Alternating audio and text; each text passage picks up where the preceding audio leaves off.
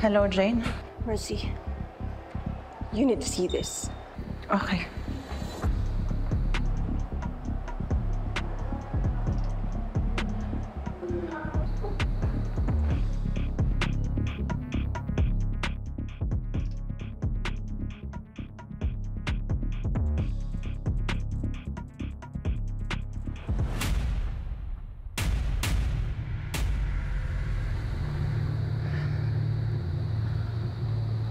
Nagsimula na silang manira sa akin.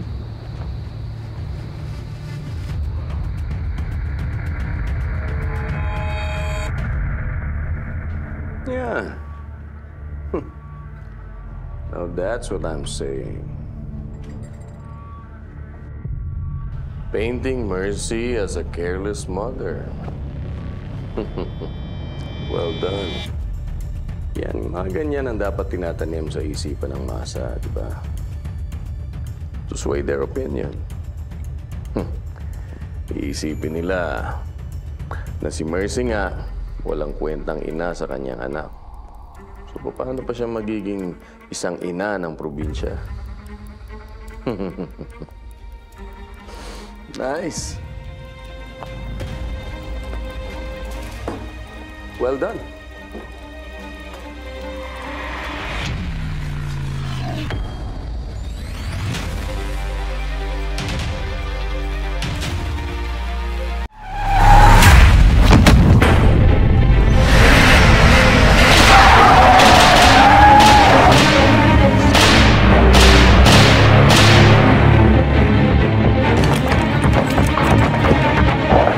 Elizabeth.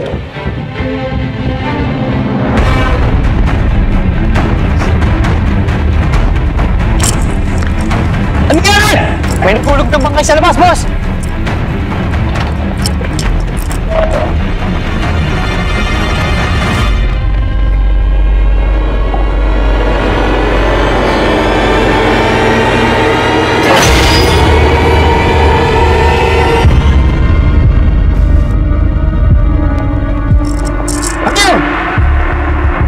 Si Manong!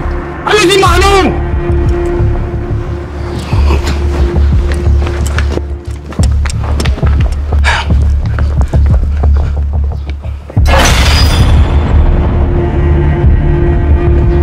Manong?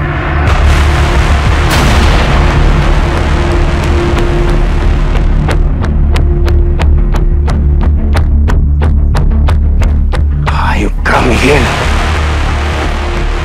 Brando! Judge, tingnan mo kung anong nangyari. Kung nakita niyo agad si Miguel, hindi sana mangyayari ito! Mga stupido! Tawagin mo yung mga tao mo. Opo, Judge. Doblehin niyo ang pag-alerto ninyo! Sigurado akong biglang sasalakaya si Miguel! Tatawagan ko na rin po si Cabo para tawagan niya yung mga tao niya.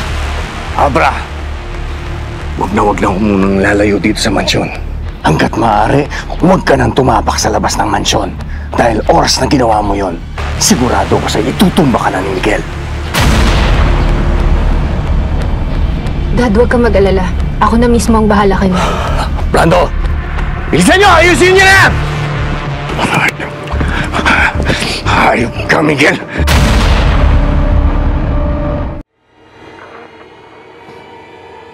Nabalitaan ko yung nangyari kay Manong. Come on, Jane. Huwag mo sabihin nagulat ka. Ito yung plano natin, di ba? Pababagsakin natin si Balmores at ang lahat ng humahalik sa paa niya. Hindi ba? Noong tell me, nakalimutan mo na.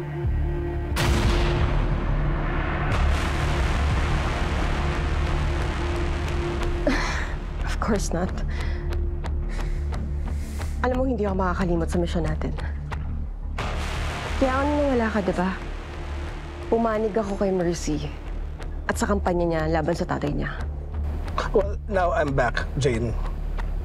And I'm ready to work, if you are. Yan si Manong, umpisa lang yan.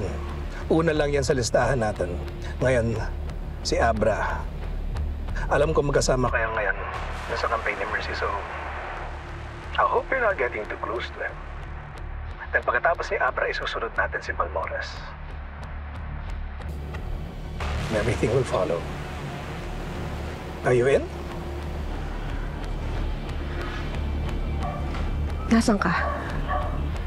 Alam mo na, family day ko ngayon eh.